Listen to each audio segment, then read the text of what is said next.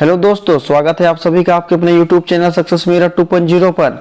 तो दोस्तों, आज हम पढ़ने वाले हैं LAP में आने वाले 20 महत्वपूर्ण साइंस से संबंधित प्रश्न और इनसे रिलेटेड फैक्ट के बारे में भी।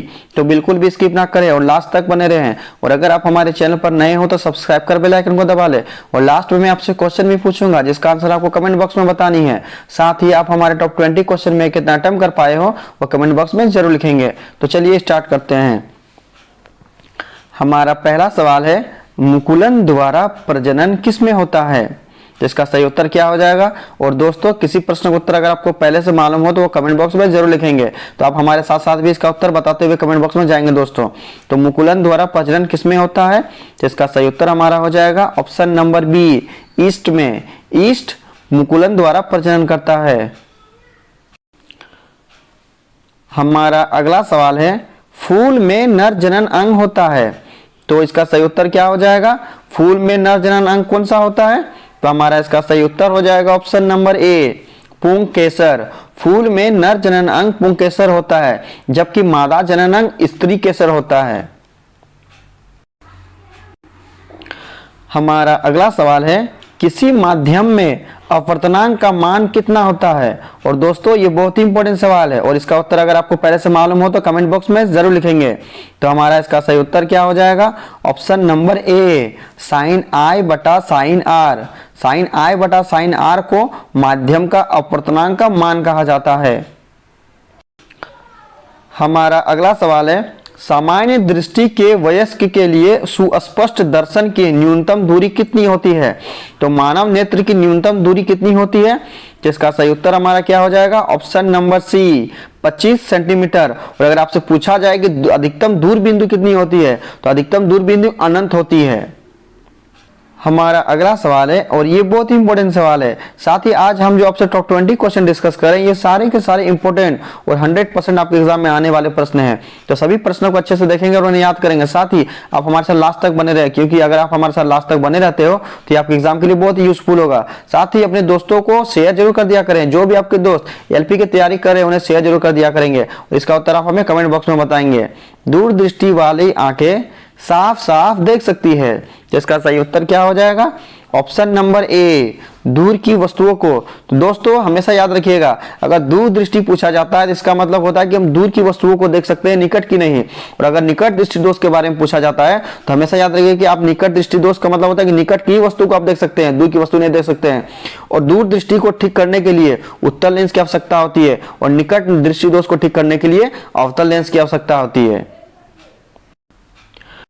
हमारा अगला सवाल है, कांच प्रिज्म द्वारा उत्पन्न श्वेत प्रकाश के स्पेक्ट्रम में किस रंग का झुकाव सबसे अधिक होता है?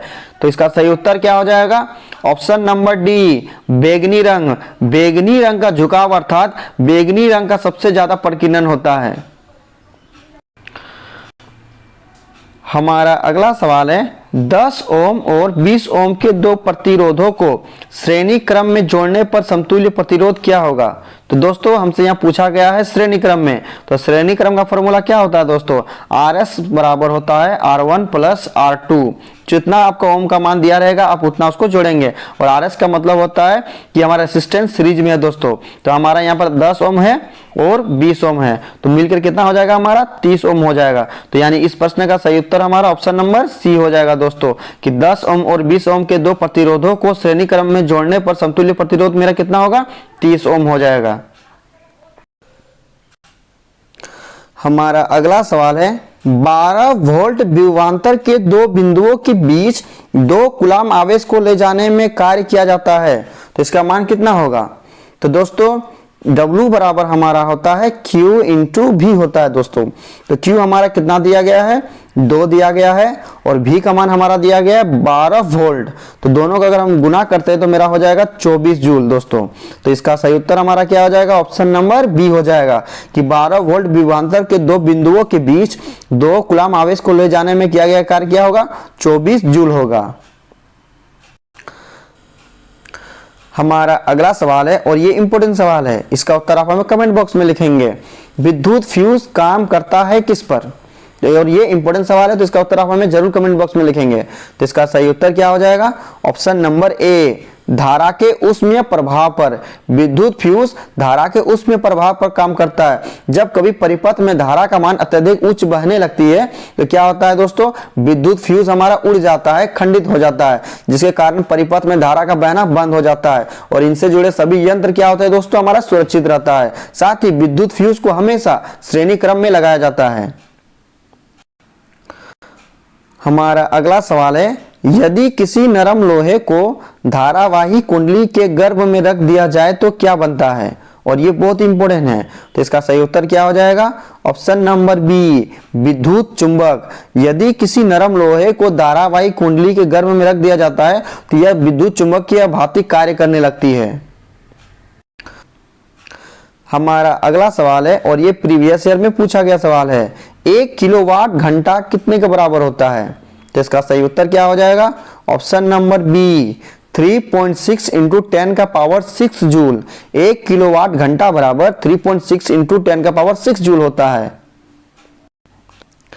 हमारा अगला सवाल है, नाभिक की ऊर्जा प्राप्त करने हेतु क्या आवश्यक है? तो इसका सही उत्तर क्या हो जाएगा? Option number C, uranium. नाभिक की ऊर्जा में प्राप्त करने के लिए यूरेनियम की आवश्यकता होती है। हमारा अगला सवाल है, जल से होकर विद्युत धारा प्रवाहित करने पर जल का अपघटन होता है, H2 और O2 मुक्त होता है, तो हाइड्रोजन और ऑक्सीजन के आयनों का अनुपात कितना होता है? और ये बहुत इंपॉर्टेंट सवाल है। तो H2O में क्या होता है दोस्तों? हाइड्रोजन हमेशा ऑक्सीजन की दुगनी होती है। तो इसका सही उत्तर हमारा ऑप्शन नंबर सी हो जाएगा। हमारा अगला सवाल है, भोजन का पचना तथा पकाना किस प्रकार की अभिक्रिया है? तो इसका सही उत्तर क्या हो जाएगा? ऑप्शन नंबर सी, उपचयन अभिक्रिया। भोजन का पचना तथा पकाना उपचयन अभिक्रिया है। हमारा अगला सवाल है, कैल्शियम कार्बाइड जल के साथ अभिक्रिया कर देता है और क्या बनता है? तो इसका सही उत्तर क्या हो जाएगा? Option number D, ethyne. Calcium carbide जल के साथ अभिक्रिया करके एथाइन का निर्माण करता है। हमारा अगला सवाल है, वर्ग 1 के तत्व क्या कहलाते हैं? तो इसका सही उत्तर क्या हो जाएगा? ऑप्शन नंबर बी, क्षार धातुएं। वर्ग 1 के तत्व क्षार धातुएं कहलाती है। वहीं अगर वर्ग 2 के तत्व के बारे में पूछता तो क्या हो जाता है हमारा? क्षारीय मृदा धातुएं। और लैंथेनाइट हमारा 57 से 71 के बीच होता है। हमारा अगला सवाल है, सोडियम क्लोराइड के जलीय घोल से विद्युत धारा प्रवाहित करने पर यह वियोजित होकर सोडियम हाइड्रोक्साइड बनाता है, तो इस प्रक्रिया को क्या कहते हैं? तो इसका सही उत्तर क्या हो जाएगा? ऑप्शन नंबर डी, क्लोर क्षार प्रक्रिया। जब सोडियम क्लोराइड के जलीय घोल से विद्युत धारा प्रवाहित की जाती है तो हाइड्रोजन हमारा कैथोड पे चली जाती है और क्लोरीन हमारा एनोड पे चली जाती है, और इस अभिक्रिया को क्या कहा जाता है? क्लोर क्षार अभिक्रिया कहा जाता है। हमारा अगला सवाल है, चीनी का आणविक सूत्र क्या है? तो इसका सही उत्तर क्या हो जाएगा? ऑप्शन नंबर सी, C12H22O11, यानी चीनी का आणविक सूत्र ऑप्शन सी हो जाएगा। हमारा अगला सवाल है, हमारा शरीर किस पीएच परास के अंदर कार्य करता है? और ये इंपॉर्टेंट सवाल है, इसका उत्तर आप हमें कमेंट बॉक्स में बताएंगे। तो इसका सही उत्तर क्या हो जाएगा? ऑप्शन नंबर डी, 7.0 से 7.8। हमारा शरीर 7.0 से 7.8 के बीच कार्य करता है। हमारा अगला सवाल है और ये आज का हमारा अंतिम प्रश्न है। साथ ही अंतिम प्रश्न में बढ़ने से पहले दोस्तों हम आपको बताना चाहेंगे कि आज हमने जो आपको टॉप 20 क्वेश्चन बताया, ये सारे के सारे इंपॉर्टेंट और 100% आपके एग्जाम में आने वाले प्रश्न हैं। तो सभी प्रश्नों को अच्छे से देखेंगे और उन्हें याद करेंगे। साथ ही आपके आसपास में ALP की तैयारी करने वाले जितने भी दोस्त हैं उन्हें शेयर जरूर कर दिया करेंगे और लाइक जरूर कर दिया करेंगे। तो चलिए प्रश्न की ओर बढ़ते हैं। हमारा आज का अंतिम प्रश्न है, निम्नलिखित में से किसे चाकू से काटा जा सकता है? तो इसका सही उत्तर आप हमें कमेंट बॉक्स में बताएंगे। तो इसका सही उत्तर क्या हो जाएगा? Option number A, lithium. Lithium को चाकू से काटा जा सकता है। साथ ही दोस्तों सोडियम धातु को भी चाकू से काटा जा सकता है। अब लास्ट वीडियो के क्वेश्चन का आंसर, लास्ट वीडियो में मैंने आपसे क्वेश्चन पूछा था कि सापेक्षता का सिद्धांत किसके द्वारा दिया गया था, और इसका सही उत्तर ऑप्शन बी था, आइंस्टीन। और लगभग सभी स्टूडेंट ने इसका सही जवाब दिया और मोस्टली स्टूडेंट ने इसके बारे में डिटेल्स में लिखा। तो मैं आपको फिर बोलूंगा कि क्वेश्चन के बारे में आपको जितना ज्यादा से ज्यादा पता हो उन्हें आप लिखा करो, क्योंकि जो चीजें आप लिख देते हो उन्हें आप कभी नहीं भूलते हो। अब आपके लिए आज का सवाल है, बर्नौली का सिद्धांत निम्नलिखित में से किसके संरचना का प्रकथन है। 4 ऑप्शन दिया गया है, सही उत्तर आप हमें कमेंट बॉक्स में लिखेंगे। साथ ही आप हमारे टॉप 20 क्वेश्चन में कितना अटेम्प्ट कर पाए वो कमेंट बॉक्स में जरूर लिखेंगे। और दोस्तों लाइक और शेयर जरूर कर दिया करेंगे। तो चलिए मिलते हैं नेक्स्ट वीडियो में, तब तक के लिए बाय बाय, टेक केयर।